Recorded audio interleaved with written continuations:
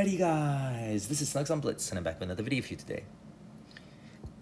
A while ago, excuse me, I did a review of all the gold and premium tanks that I have. I have a lot of them, so I shared my thoughts on which tanks I thought were worth picking up and at what price. So it is a very useful video, I think, if you're wondering which tanks to get. Dang cough. Anyway, in that video, I didn't really say much about this tank. I thought it was a bit of a meh tank. Why? Well, the T29 to me is a far superior tank and you get it for free. You've got the Tiger and Tiger P, which I think are better tanks than this. But some people really like this tank. So I thought, you know what? I'll play a few games in it. You know, it's a good tank in the sense that it's solid. You'll do well in it, in my opinion. But is it OP? No, I don't think it is. However, my buddy sent me over 2 replays that I think will illustrate just what this tank is capable of. And if I had to say, I would really call this tank a bit of a medium killer. This tank shines when it's going against meds. For example, the Tier 7 Magnet or the T20 or the Comet. Yeah, this tank is agile for a heavy tank and it can really do well against those medium tanks because the armor profile is strong, especially if you angle a little bit. You'll see a crap ton of bounces in the 2 games my buddy sent over.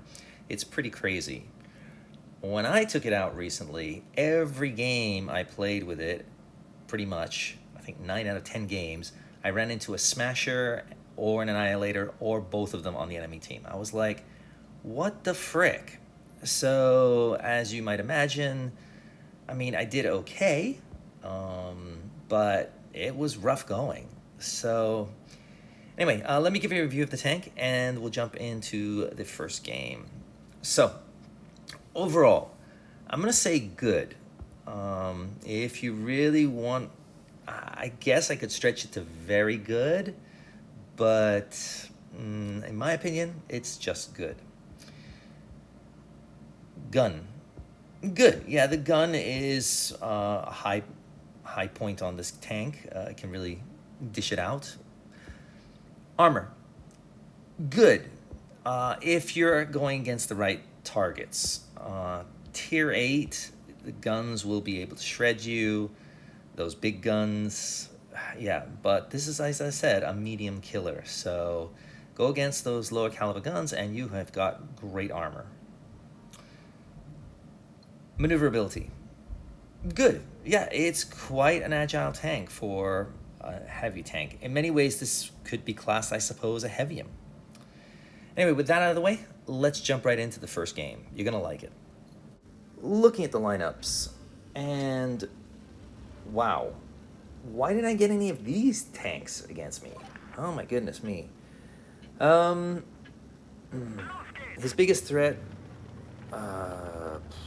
I don't know, CS52, I guess. As I said, this tank shines against mediums, and they've got a T20 and a CS52 as their top Tier 7 tanks, along with a Gravedigger that doesn't have the best pen, so ideal for him. He's gonna go the heavy side and play passive using this position to see if he can find any tanks coming this way. Personally, I don't think I would have played passive in this game at all. I would have gone with the meds and been super aggressive. Why? Because there's no threats. Yeah, this is a walk in the park, if you ask me. Anyway, he's going to continue his mosey along to the enemy heavy side. Got no targets yet. Thankfully, his team hasn't fallen apart because they're all together. So that's good news. And his team is doing well, actually. So not a great start from my buddy. But it's still early, so off he goes. Right now, a minute's gone on the game. He's done 0 damage. Hasn't even had a shell come near him. Yeah, not great so far. But he's finally getting to the battle. And in my opinion, the enemy team just made a big mistake. They should have just pushed in much sooner if they didn't find the VK there, because there were no real threats to them. But I guess they're not the best players, because his team is doing great without their strongest tank. Anyway, here he arrives, and still not a great start to the game at all. But at 5 minutes, he's gotten his first damage. 451 now, second shot in. Third shot, 600. Can I get rid of the Gravedigger? The answer is almost. Come on, he needs to get rid of one more. Good. Okay, so it's 2 versus 3. And now he's going to back on up. I don't think I would have backed on up here. I would be afraid of them working the VK there, so I would be frontlining this and keeping this guy alive. I understand that there are a lot of enemy tanks coming his way, but yeah, see, that's what you don't want. You don't want to be attacked from 2 angles. Unfortunately, they're making a mistake not going for the VK, who's a one-shot. So yeah, where's the T20? Who freaking knows? He just ran away. Why? Who knows? In my opinion, the enemy team were just pretty pathetic. Sorry. But now it's 2v1. He's got his work cut out for him. But luckily it's a tier 6 tank. Was able to pen him. But he should be able to get maybe 1 or 2 bounces here if he plays it right. And there's 1. Here comes a T20. Finally, Slowpoke Rodriguez arrives way too late. Bad positioning, bad attack. Yeah, so, you know, one of the things in this game is getting tanks that are easy to pen against you. That's lucky. And on top of that, enemy team that are just pretty useless and not working together. I mean, the T20 going around like that was just super dumb because it took him time to get there, and it allowed the VK, my buddy here, to take advantage of the situation. But he doesn't have much health left. The T20, if he's smart, would be able to take him out. Is he smart? No. So he's gonna need a bounce here, and he gets it. He's still alive. Goodness me. But there we go. So for a game that could have been an absolute disaster, he was able to pull out 3,801 damage. Pull out the victory, all because of, in my opinion, enemy incompetence. Yeah, but as I said, this tank shines when it's against tier 6 and meds in tier 7. Luckily, those are the tanks he went against. So, yeah, a good game, but really I think it was more of enemy incompetence than anything. So, great job, buddy, but yeah, the enemy team were useless. Absolutely freaking useless. Looking at the lineups, and goodness me, talk about lucky. The only tank he really has to worry about is the IS. Jackson is a solid tank, but the other tanks don't have the best pen, and against this tank I think they'll struggle, especially frontally. So as long as he can keep them in front of him, he should be golden. Anyway, it is an exciting game, so let's see what happens. He heads over to the heavy side. That's fine. There's only one tank that he really needs to worry about, the IS, as I said. So it makes sense. He could probably bully the IS one-on-one. Now, I've seen a few of this guy's replays, and in my opinion, he likes to play passive, whereas I'm a little bit more aggressive. Why? Because I think you need to be. There are too many poor players in this game, and if you're a heavy tank and sitting back, it can really cost your team a lot of times. Of course, I get my butt kicked all the time. I'm not God, but I just think that when people do their jobs, like mediums do medium stuff and heavy tanks do heavy stuff, like taking shots, light tank spot, tank destroyers, tank destroy, I mean snipe, aka. I just think it makes for a better game, and in this case, he and this Basalto are taking their sweet ass time. Over there, it is now 7 versus 4. If I'd been over there in the red team, I would literally rip them apart so fast because there are no threats. He is the biggest threat, and the Basalto is the second biggest threat, in my opinion. Anyway, he's finally here, and it's 4 versus 6, so he's put himself in a bad position again. Thankfully, unfortunately, that was not a great shot. But I don't know what's happening here with the Panther. Yuck. Yeah, definitely not the best player, but it's now 6 versus 2. Sorry, 5 versus 2 now.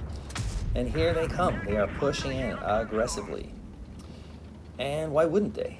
Because there's only 2 tanks left. Unfortunately, this Bulldog is not the best player. You're going to see in a second here. He gets overly confident.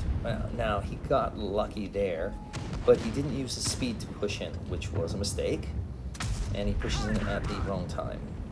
A little bit of a glitch there, but here comes the NT25, who's a total fool because he shoots him frontally, and on top of that, he also blocks his IS from getting in there. So great work, M25, but a bounce from the IS, so that's great, but now it's 4v1.